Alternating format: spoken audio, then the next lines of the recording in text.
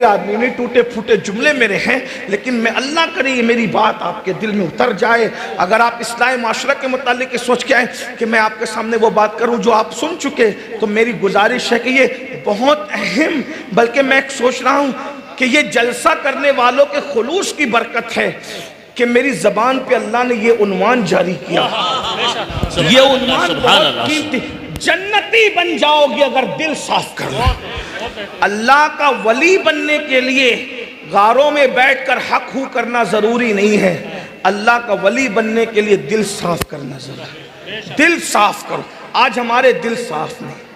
किसी की शादी होती है तो हम तमन्ना करते हैं कि बारिश आ जाए तो इसका प्रोग्राम खराब हो जाए, बल्कि किसी का जलसा होता है तो भी हम तमन्ना करते हैं कि वो पब्लिक ना पहुंचे तो उसका जलसा खराब। अरे तू कैसा आशिक रसूल है? बता। और तू झूठा मुनाफिक है कि तू नबी की महफिल को खराब करना चाह रहा है।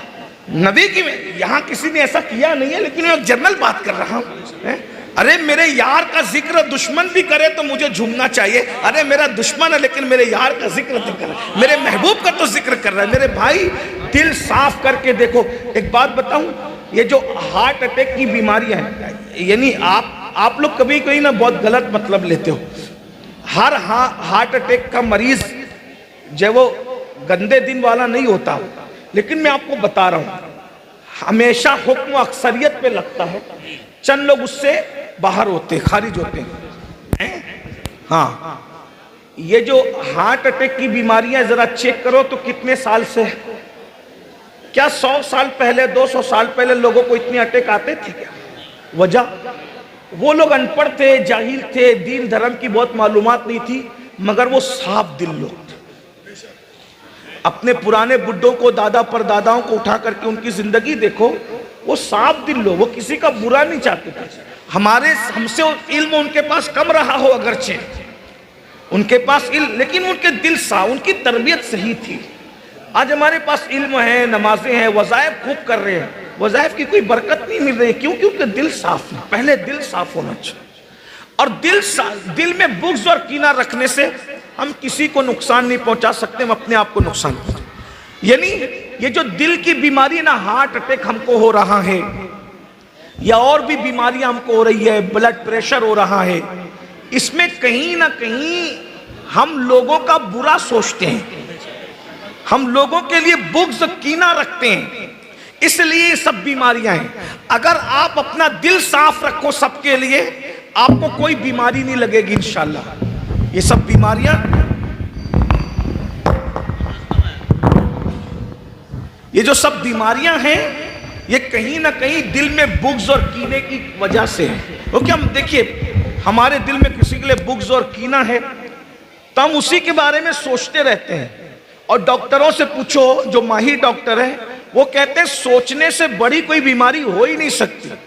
सारी बीमारियों की वजह ये सोचना है। जब आप दूसरों के बारे में सोचना ही छोड़ दोगे, भाई जब आपके दिलो दिमाग में कोई रहेगा ही नहीं, मेरा कोई दुश्मन ही नहीं है, जब कोई दुश्मनी नहीं है तो मैं उसके बारे में नेगेटिव नहीं सोचूंगा। अगर सब मेरे महबूब है तो मैं उसके बारे में पॉजिटिव सोचूंगा, मुस्बत सोचूंगा। तो जब मुस्बत सोचूंगा तो मेरी सेहत पे कोई मनफी असर, नेगेटिव असर नहीं पड़ेगा। तो अच्छे और खुश रहने का सबसे बड़ा नुस्खा ये है कि आप अपने दिलो दिमाग से सबकी दुश्मनी निकाल दो। कोई आपका दुश्मन नहीं है। अब आप सोचेंगे भाई मैंने तो निकाल दिया, लोग मेरे बारे में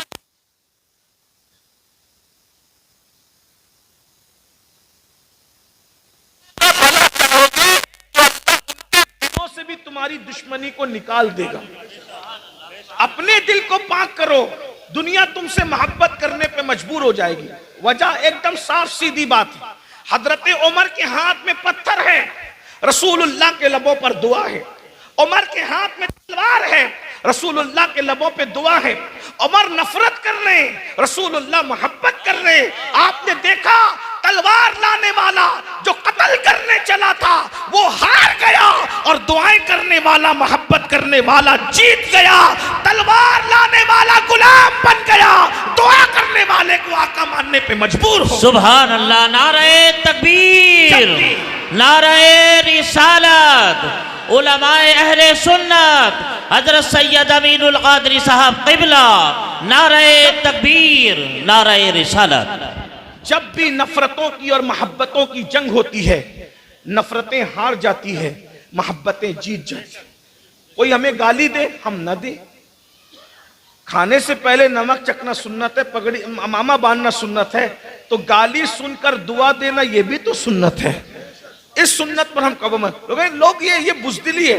मैं एक बात बताऊं, लोग ये बुज़दिल, मैंने कहा अल्लाह को राजी करने के लिए बुज़दिल बनना अच्छा है? हमें वो बहादुरी नहीं चाहिए जो अल्लाह को नाराज करके मिले। ठीक है, कोई बुज़दिल कहता है तो कहता रहे। एक बात याद रखना, अगर गाली सुनकर तुमने सब्र कर लिया तो बदला अल्लाह लेगा। हाँ, मैं सजा दूंगा अपनी ताकत के मुताबिक, अल्लाह सजा देगा अपनी शान के मुताबिक। ये बात याद रखना। आप क्या समझते हो, अल्लाह अल्लाह है। वो मुसलमान बनो जो रसूलुल्लाह बनाने आए थे। तो चलिए मैं जल्दी से वो हदीस पढ़ूं जिसका मैंने जिक्र किया कि दिल से बुग़्ज़ निकालने की बरकत क्या है। नंबर 1, अल्लाह के रसूल अलैहिस्सलाम हजरत अनस इब्न मालिक से कहते हैं, अल्लाह की शान, मदरसे का नाम भी अनस बिन मालिक। अल्लाह, सुभान अल्लाह, सुभान अल्लाह। अब जो जिक्र आ रहा है वो भी अनस बिन मालिक, उन्हीं के नाम पे। ये अनस बिन मालिक कौन है? ये वो खुशनसीब हस्ती है जिनको बचपने से रसूलुल्लाह की सोहबत नसीब हो गई थी। सुभान अल्लाह, सुभान अल्लाह। नन्हे से बच्चे थे, नन्हे से बच्चे थे, बाप का इंतकाल हो गया, माँ ने जब दूसरा निकाह कर लिया तो इनको रसूलुल्लाह की खिदमत में रखा और ये बचपने से हुजूर की खिदमत, हुजूर के खादिम थे ये अनस इब्न मालिक। हमें तो अपने बुजुर्गों के बारे में भी कुछ पता नहीं, कुछ नहीं मालूम है। हमने चंद लोगों को इतना अपने वजूद पे सवार कर लिया है कि हम उनके अलावा दूसरों से कुछ तारुफ करना ही नहीं चाहते। और किन लोगों को सवार किया है थोड़ा बुरा नहीं मानना, सच्ची सच्ची बात यह है। हाँ, क्रिकेटर दिमाग पे सवार है, हीरो दिमाग पे सवार है, नचनिया दिमाग पे सवार है, और हम अपने बुजुर्गों से दूर हो गए, है ना। दौलत का भूत सवार है, गुनाहों का भूत सवार है। ये हस्तियां हैं जिनके नाम लेने से खुदा को प्यार आता है हम पे, जिनका जिक्र करने से खुदा की रहमतों का नुज़ूल होता है, जिनका नाम लेने की बरकत से हमारे गुनाह माफ होते हैं। ये हुजूर के सहाबा हैं। और हज़रत अनस इब्न मालिक तो वो है जिनको रसूलुल्लाह के घर में एंट्री थी, घर में अंदर जाते थे। बच्चे थे ना, नन्हे से बच्चे थे, हुजूर ने उनको बच्चों की तरह रखा था। उनके घर में भी जाते थे, उनकी शहजादियों के घर में भी जाते थे। पर्दे का हुक्म नहीं आया था।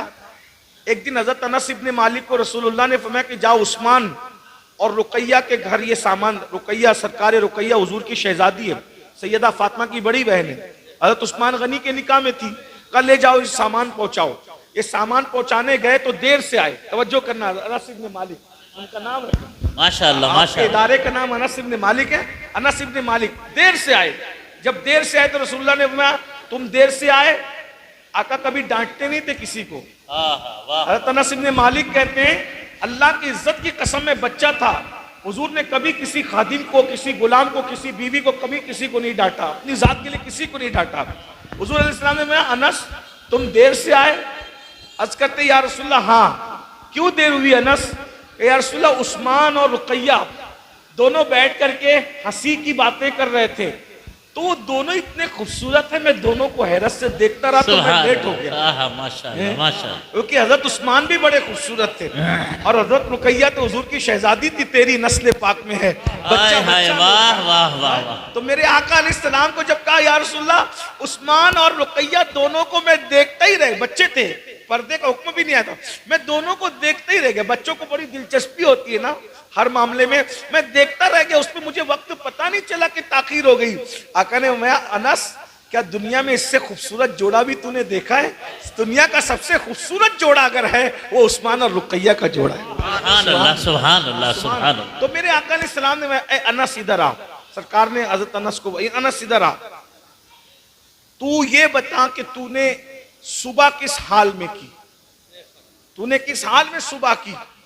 हज़रत अनस इब्न मालिक ने कहा या रसूलल्लाह मैंने सुबह इस हाल में की कि मेरे दिल में किसी मोमिन के लिए कीना नहीं।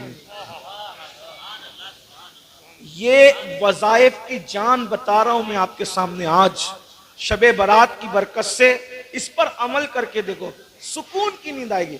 अगर आप ब्लड प्रेशर की गोली लेते हैं इंशाअल्लाह वो गोली छूट जाएगी। अगर आप नींद की गोली लेते हैं नींद की गोली छूट जाएगी। मैं सही कह रहा हूं आपको। सारा बड़ा मसला ये कि हम सब बन गए, वो मोमिन नहीं बने जो हुजूर बनाने हैं। वो मोमिन बन के देखिए, आपको रेत पे भी नींद आएगी, आपको धूप में भी नींद आएगी, आपको नरम गद्दों की जरूरत नहीं पड़ेगी। मसला ये है, खाते अपनी कमाई का है तो में दूसरों की लगे रहते हैं, खाते अपनी कमाई का है दूसरों के टेंशन पालते रहते हैं। ये सब दिल से निकालो, दिल में अल्लाह को बसाओ, अल्लाह के रसूल को बसाओ, सबको बाहर करो। हजरत राबिया बसरी से किसी ने पूछा, राबिया तवज्जो करना, राबिया तू अल्लाह की इतनी इबादत करती है, शैतान तुझे बहुत सताता होगा। राबिया ने हंस के कहा, मुझे यार की यारी से फुर्सत नहीं मिलती, मैं दुश्मन के लिए टाइम कहां से लाऊं? मेरे पास टाइम वाह वाह क्या बात है, वाह मेरे वाह क्या पास बात। दुश्मनी करने के लिए टाइम ही नहीं है, क्योंकि मेरा यार इतना बड़ा है कि पूरा वक्त मुझे यार के जिक्र में गुजर जाता है, कम पड़ता है। अरे अल्लाह का महबूब हमारा यार है, हम उनके गुलाम हैं। इतना अजीम यार अल्लाह ने अता फरमाया है, उनका जिक्र करते करते जिंदगियां खत्म हो जाएगी मगर उनके औसाफ का एक चैप्टर भी पूरा ना होगा। जिंदगियां खत्म होगी और कलम टूट के तेरे औसाफ का एक बाब भी पूरा ना हुआ। कह लेगी सब कुछ उनके, सना खा के खामोशी, चुप हो रहा ये कह के मैं क्या क्या कहूं तुझे, लेकिन रजा ने खत्म सुखान इस पे कर दिया। खालिक का बंदा खल्क का आका कहूं तुझे। नारे तकबीर, अरे जोर से कहो भाई, नारे तकबीर, नारे रिसालत, नारे रिसालत, उलमाए अहले सुन्नत। माशाअल्लाह माशाअल्लाह। हमारे पास टाइम ही नहीं है भाई, किसी लीडर की बुराई करें, किसी मौलाना की बुराई करें, किसी डॉक्टर की बुराई करें, हमारे लिए क्या, हमारा यार इतना बड़ा है। उनकी जुल्फ का जिक्र करें तो जिंदगी खत्म हो जाए, जुल्फ के औसाफ है। अगर आप आला हजरत का नाम सुनते हैं तो बताओ आला हजरत नबी की जुल्फों को कैसे बयान करते हैं? महबूब हमारा महबूब है, एक बात पे पूरी जिंदगी खत्म हो जाए। कैसा महबूब? कहते हैं बज़्मे सनाए जुल्फ में, ये इमाम अहमद रज़ा नबी की जुल्फे कैसे कहते हैं, बज़्मे सनाए जुल्फ में मेरी अरूसे फिक्र को सारी बहार हश्ते खुल्द छोटा सा इत्रदान है। मतलब क्या है? कहते हैं कि कोई जलसा हो, सुन ले, कोई जलसा हो और उसमें उन्वान हो नबी की जुल्फों की खुशबू। क्या उन्वान हो? नबी की जुल्फों की खुशबू। क्या है जरा मैं भी अर्ज करूं, मेरे नबी की जुल्फों की खुशबू से जमीनें भी महक रही है और अर्श भी महक रहा है। कहां खोले हैं गेसू यार ने, खुशबू कहां तक है? सुभान अल्लाह। लेकिन आला हजरत, फिर आला हजरत क्या कह रहे हैं कि नबी की जुल्फों की खुशबू का टॉपिक हो और जलसा हो, और मुकर्रिर कौन हो? बयान करने वाला अहमद रजा। ये टॉपिक किसको मिले? अहमद रजा को। जलसा कौन सा हो? नबी की जुल्फों की खुशबू। तो अब मैं बयान करने, आलत कहते हैं मैं बयान करने बैठूंगा तो नबी की खुशबू में क्या बयान करूंगा? तो कहते हैं जब मैं नबी की जुल्फों की खुशबू बयान करने बैठूं तो मेरी फिक्र, भाई फिक्र जब दिमाग में आती है तो दिल में आती है, दिल में आती है तो जबान पे आती है। तो कहते हैं कि वो उन्वान और टॉपिक की फिक्र जब मेरे दिमाग में आएगी तो जो उसकी फिक्र की जो मेरी दुल्हन है, दिमाग में जो फिक्र ख्यालात और तसव्वुरात की जो दुल्हन है, उसके सामने अब मैं कैसे बयान करूंगा नबी की जुल्फों की खुशबू को? तो मैं कहूंगा अरे मेरे नबी की जुल्फों की खुशबू कितनी ज्यादा है। तो कहा आठों जन्नत की खुशबू समेट लो। तवज्जो है? हाँ, आठों जन्नत की खुशबू को समेट लो और समेट कर नबी की जुल्फों के सामने रखो।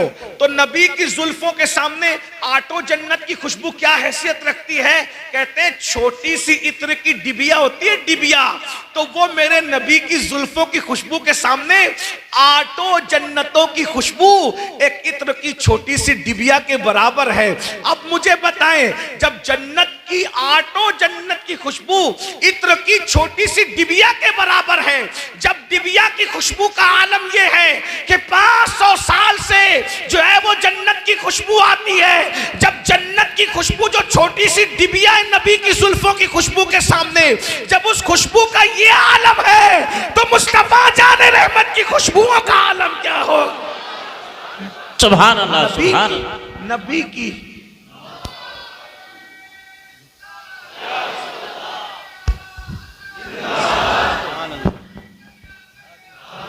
बस में सनाए जुल्फ में, शेर सुनने, बस में सनाए जुल्फ में मेरी अरू से फिक्र को सारी बहार हश्ते खुल्द छोटा सा इत्रदान है। ये नबी की शान इतनी बड़ी है, वही बोलते बोलते मर जाओगे ना, जिंदगी खत्म। क्यों किसी का पे डिस्कस करते हैं? अब कोई छेड़े वो छोड़ यार, इतना कौन अहम है? नबी से ज्यादा कोई अहम है? और क्यों इसके उसके में लगे रहते हो? तो बात चले खत्म करते हैं कि क्या मेरे आका फरमाते हैं, ए अनस तुमने सुबह किस हाल में की? अस की या रसूलल्लाह इस हाल में की कि मेरे दिल में किसी मोमिन के लिए कीना नहीं है। तो मेरे आका अलैहिस्सलाम फरमाते, ए अनस गौर से सुन, अब तवज्जो, गौर से सुन, ये मेरी सुन्नत है। हम हुजूर की सुन्नतों की बहुत बात करते हैं, अब सुनना, आका फरमाते ये मेरी सुन्नत है कि तेरे दिल में किसी मोमिन के लिए कीना ना हो। अब सुनिए, ये मेरी बहनों की खास तवज्जो, देवरानी से नहीं जमती, जिठानी से नहीं जमती, इससे नहीं जमती, औरतों की बहुत कम लोगों से जमती है, बल्कि उनकी तो शौहर से भी कभी कभी नहीं जमती। ऐसे मत करो, अपने दिल को मोहब्बत वाला रखो, प्यार वाला। याद रखो, आप कहती हैं मैं मोहब्बत करूंगी तो मेरी सास लड़ती है, मैंने कहा गलत, तुम मोहब्बत करो, एक न एक दिन तुम्हारे दुश्मन तुमसे मोहब्बत करने पे मजबूर हो जाए। ये इस फलसफे पर अमल करके तो देखो ना। इस फलसफे, कांटे के मुकाबले में कभी कांटे मत बिछाओ, पूरी दुनिया कांटों से भर जाए।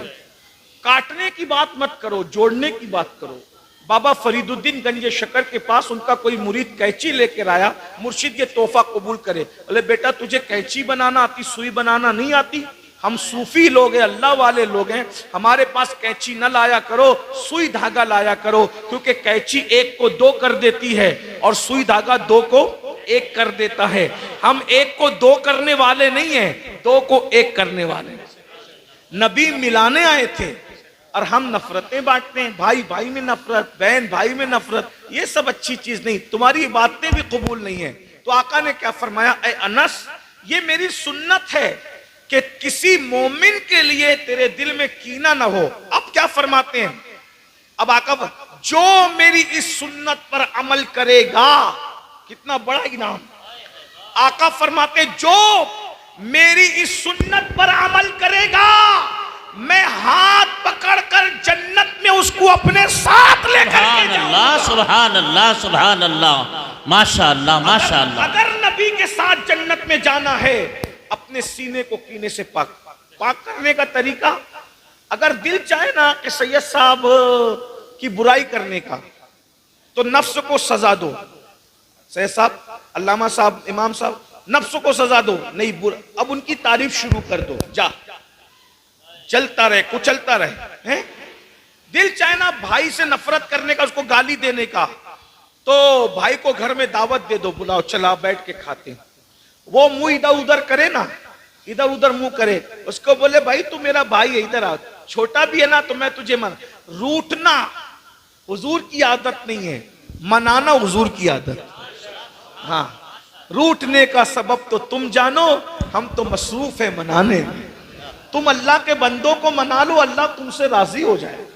याद रखिए, कोई भी रूठे, खुद से चले जाओ, बैठ के बात करो, नफरतें मत फैलाओ, मोहब्बतें। तुम किसी के पास चल के जाओगे सुलह के लिए, अल्लाह की रहमतें तुम्हारे पास चल के आई। घमंड मत करो, मैं पठान का बेटा हूं, मैं मुगल का बेटा हूं, मैं इसका, कुछ नहीं यार, कुछ नहीं है। कब्र में हड्डियां भी, खान साहब की भी हड्डियां पिघल जाती है, मुगल साहब की भी हड्डियां पिघल जाती है, अंसारी साहब की भी हड्डियां पिघल जाती है, रंगरेज की भी हड्डियां। सिर्फ कब्र में महफूज वो रहता है जो अल्लाह को राजी करता है। माशाअल्लाह, किसी सुभान का अल्लाह। बेटा हो, वरना आप किसी के भी ताजमहल में भी अगर कोई दफन है और खुदा को राजी न कर सका, हड्डियां पिघल जाएगी। और अगर कोई कचरे की कुंडी के पास दफन है और खुदा को राजी कर लिया है, तो उसके कफन को भी मिट्टी कभी खराब नहीं कर सकती। कफन पे एक जुमला दिल पे लिख ले, जिनके दिल साफ होते हैं उनके कफन पर भी कभी मिट्टी के धब्बे नहीं लगते। अगर चाहते हो कि कब्र में तुम्हारे कफन साफ रहे, तो दुनिया में अपने दिलों को साफ रखो। तुम दुनिया में अपने दिलों को साफ रखोगे, अल्लाह तुम्हारे कफन को भी मिट्टी से मैला होने से महफूज सुभान अल्लाह, ज़मीन मैली नहीं होती, ज़मन मैला नहीं होता, मोहम्मद के गुलामों का कफन मैला नहीं होता। सुभान अल्लाह, सुभान अल्लाह। नारे तकबीर, नारे रिसालत, उलमाए अहले सुन्नत, मसलके आला हजरत, जश्ने दस्तार बंदी। आका इरशाद फरमाते हैं, जो किसी मोमिन के लिए दिल में कीना ना रखे, मैं उसको अपने साथ जन्नत पे ले जाऊंगा और वो मेरे साथ जन्नत में रहेगा। हुजूर कहते हैं, मन हब्ब सुन्नती फक़द हब्बनी व मन हब्बनी काना माइया फिल जन्नह, कि जो इसने मेरी सुन्नत से मोहब्बत की वो जन्नत में मेरे साथ होगा। एक हदीस जो पढ़ने लगा तो वो पढ़ के बात पूरी करूं। हुजूर अलैहिस्सलाम की महफिल सजी है, आका अलैहिस्सलाम की महफिल सजी है, सब जन्नत में जाना चाहते हैं। मेरे आका अलैहिस्सलाम ने फरमाया, ऐ मेरे सहाबा, क्या तुम किसी जन्नती की जियारत करना चाहते हो? किसी जन्नती को देखना है? साहबा ने कहा, जी या रसूलल्लाह, देखना है। अब जन्नत में कौन जाएगा, ये इल्मे गैब है कि नहीं भाई? बोलो भाई, है कि नहीं इल्मे गैब? बोलो भाई, है कि नहीं इल्मे गैब? है। अब आका फरमा रहे कि जन्नती की जियारत में तुम्हें करा दूं, इसका मतलब नबी इल्मे गैब। बोलो भाई, इल्मे गैब। अरे जो जन्नत को जानता हो, इससे बड़ा गैब क्या है? जन्नती को जानना तो अपनी जगह है, जो जन्नत को भी जानता हो, जन्नत की सैर कर चुका हो। अरे जो मालिक जन्नत को और खालिक जन्नत को देख चुका हो, और कोई गैब क्या तुमसे नेहा हो भला, जब ना खुदा ही छुपा तुम पे करोड़ों दुरूद। हुजूर अलैहिस्सलाम कहते, किसी जन्नती को देखना है? जी या रसूलल्लाह। अब आका फरमाते हैं, एक शख्स आएंगे और यहां हमारी महफिल से गुजरेंगे, वही जन्नती है। सहाबा को इश्तियाक हुआ, तजस्सुस हुआ कि भाई हुजूर ने किसी को जन्नत की बशारत दी, अब देखने लगे कौन आता है। एक सहाबी आए, उनके आज़ाए वुजू से पानी के कतरे टपक रहे थे, हाथों में जूते थे, वो सलाम करते हुए गुजर गए। लोगों ने रश्क की नजर से देखा, कितना खुशनसीब है, हुजूर ने इसको जन्नत की बशारत। दूसरे दिन फिर महफिल सजी थी, फिर वह किसी जन्नती को देखना है। साहबा ने कहा, क्यों नहीं, का एक जन्नती यहां से गुजरेगा, उसको देख लो। लोगों ने सोचा कल तो फुला थे, आज कौन खुशनसीब। दूसरे दिन भी वही आए, 2 बार जन्नत की बशारत। फिर महफिल सजी थी, फिर मैं किसी जन्नती को देखना है। लोगों ने सोचा 2 मरतबा तो वो बाजी ले गए, तीसरी बार कौन? तीसरी बार भी वही आए। यानी हुजूर अलैहिस्सलाम ने 3 बार उनको जन्नत की बशारत। एक जवान सहाबी है, सहाबी के बेटे हैं, वो भी सहाबी है, हजरत अब्दुल्ला इब्ने अम्र इब्ने आस। वो महफिल से उठे, देखो बहुत होशियार थे, ज़हीन थे।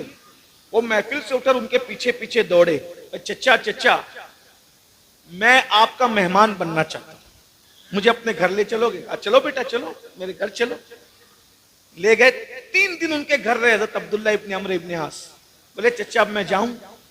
उन्होंने कहा, बेटा तुम 3 दिन रहे, कुछ बात नहीं की, कुछ नहीं, बस मेरे साथ साथ साये की तरह लगे रहे, लेकिन तुम कुछ पूछते नहीं, क्यों आए थे तुम? मेरे मेहमान, तुम भी मदीने शरीफ में रहते हो, मैं भी मदीने शरीफ में रहता हूँ, गांव के गांव में तुम मेरे मेहमान बन गए, लेकिन तुम कुछ कहते नहीं, क्या बात है? उन्होंने कहा, चचा बात यह है कि मैं चेक करना चाहता था कि आप करते क्या हो। क्यों, तुम्हें क्या तजस्सुस थे मेरे काम से? बोले मैंने हुजूर की जबान से 3 दिन तक मुसलसल तुम्हारे जन्नती होने का ऐलान सुना, तो मैंने सोचा कि वो कौन सा अमल है जो हम नहीं करते और आप करते हैं। क्योंकि कोई तो ऐसा अमल होगा ना जिसकी वजह से हुजूर ने तुम्हें जन्नत की बशारत दी है, तो मैं वो अमल मालूम करूं, मैं भी करूं, ताकि मुझे भी जन्नत की बशारत मिले। लेकिन आप हमसे ज्यादा अमल, बस यही बात, पूरी दुनिया लगी हुई है, ज्यादा अमल ज्यादा अमल। मेरे भाई पहला जिन, ज्यादा अमल करो, मना नहीं है, लेकिन पहले कुछ करो। अमल से पहले कुछ है, पहले जीने पर आओगे तो छत पे चढ़ोगे ना। पहले जीने पर आओगे तो कमरा नसीब होगा ना, जो जीने पर ही नहीं आया उसका क्या होगा। तो उन्होंने कहा अब्दुल्ला इब्न अम्र इब्न आस ने, मैं सोच रहा था कि रसूलुल्लाह ने तुमको 3 बार जन्नत की बशारत दी तो तुम हमसे ज्यादा अमल करते होंगे, रात रात